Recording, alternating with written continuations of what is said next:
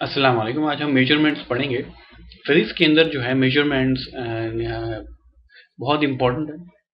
इंसान अपनी आम जिंदगी में चीज़ों को मेजर करता है। कोई चीज़ खरीदनी हो तो बाजार जाता है और वो उसके ख़ास यूनिट में जो है उसको खरीदता है। जैसे कि गोश्त है वो किलोग्राम में खरीदता है, तो यहाँ जो गोश्त का यूनिट जिसमें वो खरीद रहा है, जिसको मेजर किया जा रहा है, वो किलोग्राम है। कपड़ा खरीदने जाता है तो वो मीटर में होता है। तो यहाँ जो यूनिट है मेजरमेंट का कपड़े का, वो मीटर है। तो हम ये कह सकते हैं कि हम यूनिट्स को हम दो एग्जाम में तकसीम कर सकते हैं, जिसके अंदर एक फंडामेंटल यूनिट्स है और एक ड्राइव यूनिट्स है। फंडामेंटल यूनिट्स जो है, बुनियादी यूनिट्स जो है, वो लेंथ, मास और टाइम है। और ड्राइव यूनिट्स जो है फोर्स, वेलोसिटी एंड एक्सेलरेशन। तो ये ड्राइव यूनिट्स जो है ये बुनियादी यूनिट से मिलकर बनते हैं। 1960 से पहले बहुत सारे सिस्टम थे। CGS centimetre gram second system of units, MKS metre kilogram second system of units और British engineering system of units. लोग अपने अपने अंदाज में डिफरेंट सिस्टम्स ऑफ यूनिट्स में मेजरमेंट करते थे। तो इस बात पे सोचा गया क्यों ना एक ऐसा सिस्टम हो जिसके अंदर जो है चीज़ों को मेजर किया जा सके। तो उसके लिए सिस्टम इंटरनेशनल जो है ये सिस्टम डिवाइस हो। सिस्टम इंटरनेशनल में लेंथ का यूनिट मीटर है, मास का किलोग्राम है, टाइम का सेकंड है, इलेक्ट्रिक करंट का एम्पेयर है, टेम्परेचर का केल्विन है और अमाउंट ऑफ सब्सटेंस का मोल है। सिस्टम इंटरनेशनल में फिजिकल क्वांटिटीज के ये यूनिट्स हैं। लेंथ का मीटर है, मास का किलोग्राम है, टाइम का सेकंड है, इलेक्ट्रिक करंट का एम्पेयर है, टेम्परेचर का केल्विन है और अमाउंट ऑफ सब्सटेंस जो है वो मोल है। आइए अब सवाल को हम सॉल्व करते हैं, जिसमें mass of electron is 9.11 10 raised to power minus 31 kg है। इसको ग्राम्स, मिलीग्राम्स और माइक्रोग्राम्स में कन्वर्ट करना है। सबसे पहले तो हम ये रिलेशनशिप देख लेते हैं कि इसका रिलेशनशिप क्या है कि 1 kg जो है वो 1000 ग्राम्स के बराबर होता है। तो अगर हम इस प्रॉब्लम को सॉल्व करें, इसमें 9.11 10 raised to power minus 31 kg है। क्योंकि हमें इसे कन्वर्ट करना है ग्राम्स में, तो मैंने किलोग्राम को नीचे रखा, ग्राम्स को ऊपर रखा है। 1 किलोग्राम जो है 1000 ग्राम्स के बराबर। ये यूनिट्स कैंसिल हुआ, ये होगा 9.11 into 10 raised to power minus 31 into 10 raised to power 3 grams. Base same हो तो पावर ऐड होती है, तो ये आपका हो गया -28 ग्राम्स। ये सिंपल कन्वर्जन हो गई ग्राम्स में। अब हम देखेंगे कि मिलीग्राम्स में कैसे होती है।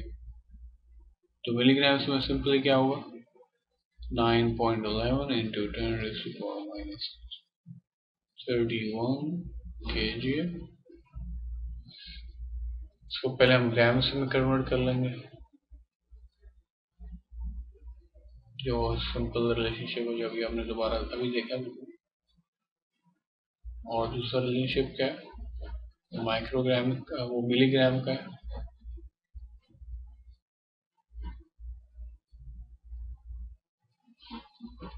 जो कहता है कि मिलीग्राम जो है, या ग्राम रखना है, तो 1 मिलीग्राम क्या है, 10 raised to power minus 3 grams के बराबर। ये सब रिलेशनशिप्स हैं, ये जो आपको याद करनी पड़ेगी। इसमें है कि मिली 10 raised to power minus 3 है, micro 10 raised to power minus 6 है। फिर इसी तरीके से बाकी जो आपको मालूम होनी चाहिए। तो इसमें अगर हम इसको रिजॉल्व कर लें, तो ये हमारा रिजल्ट जो आता है वो ये हुआ 10 raised to power minus 11 into 10 raised to power minus 31 into 10 raised to power 3 10 raised to power minus 3 यहाँ पे। इसको और हम रिजॉल्व करेंगे तो ये बन जाएगा 9.11 into 10 raised to power minus 28। ये 10 raised to power minus 3 ऊपर जाएगा तो ये क्या बन जाएगा, प्लस बन जाएगा, 10 raised to power 3 हो जाएगा। और जो हमारे पास रिजल्ट आएगा वो 9.11 into 10 raised to power minus 25 milligram है। अब हम ये देखते हैं कि माइक्रोग्राम्स में कैसे कन्वर्ट होगा। माइक्रोग्राम जो है उसका रिलेशनशिप ऐसा है कि माइक्रो का सिंबल ऐसा होता है और ये 10⁻⁻⁻⁶ के बराबर होता है। तो हम उसको रिजॉल्व करते हैं। 9.11 into 10⁻⁻31 kg, मैंने 1 किलोग्राम 10⁻³ ग्राम्स के बराबर। फिर हमने इसको लिखा माइक्रोग्राम। एक माइक्रोग्राम जो 10⁻⁻⁶ ग्राम्स के बराबर है। ये यूनिट सारे आपस में कैंसिल हो गए। जो रिजल्ट बनाई है 9.11 into 10⁻⁻28, बेस सेम है तो पावर ऐड हो गई है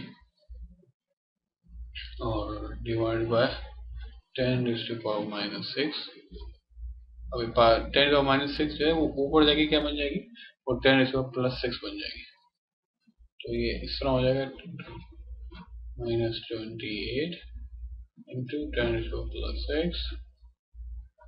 फिर सेम 10 जो है सेम बेस है, पावर ऐड हो रही, तो ये हो जाएगा 9.11 into 10⁻22 माइक्रोग्राम्स।